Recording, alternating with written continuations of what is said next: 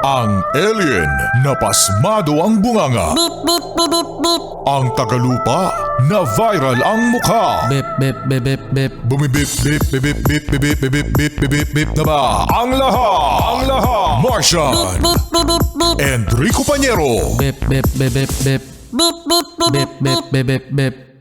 Bip, bip, bip, bip, bip. Beep sila, oh!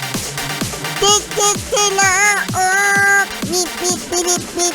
Ito na ang 101.1 Yes FM Balitang Ha? Hoy!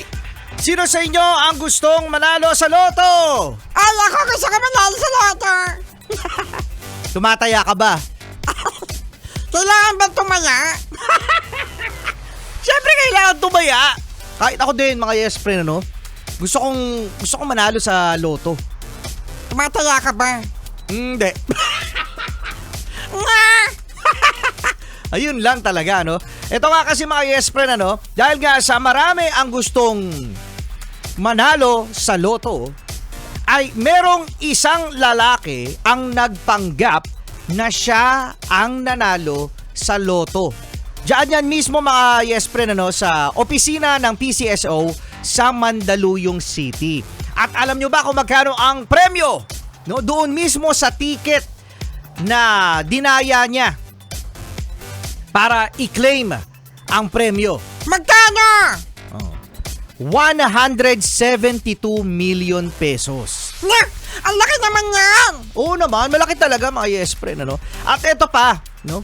Dahil nga sa merong mga security features ang mismong lotto ticket, nalaman na pag-alaman ng mga staff na peke ang ticket. Nga!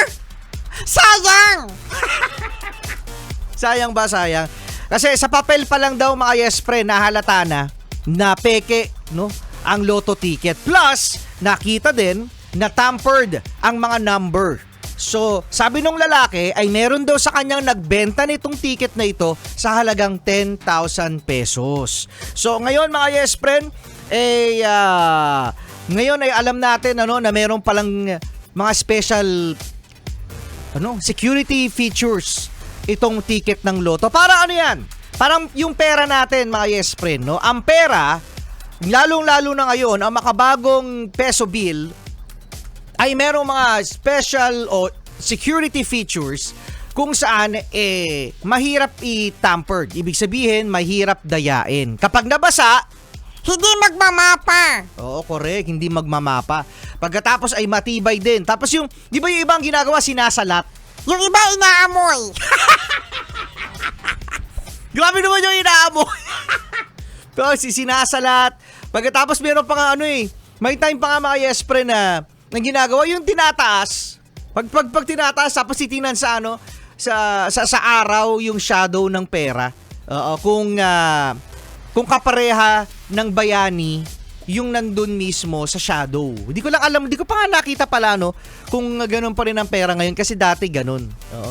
Kaya sa mga yes friend natin dyan, napangarap pa rin ang manalo sa loto. Uy, mga yes friend sabi nga wala pa rin talagang masamang mangarap. Dahil tandaan mga yes friend, kapag ikaw ay merong pangarap, Kailangan mo yan. Paghirapan. Tama nga naman, no? Kailangan paghirapan, wag! Dadayain. O yun, no? At saka pala, itong 172 million pesos na ito na di umano'y kiniklaim nitong nagpanggap na nanalo, meron na palang nag-claim din mula naman sa Nueva Ecija at nag-iisa lang siya na nanalo ng 172 million pesos. Di congrats. Ang bitter. Solid Good Morning pa rin mga yes, Enrico Pañero. At Marcel the Cute.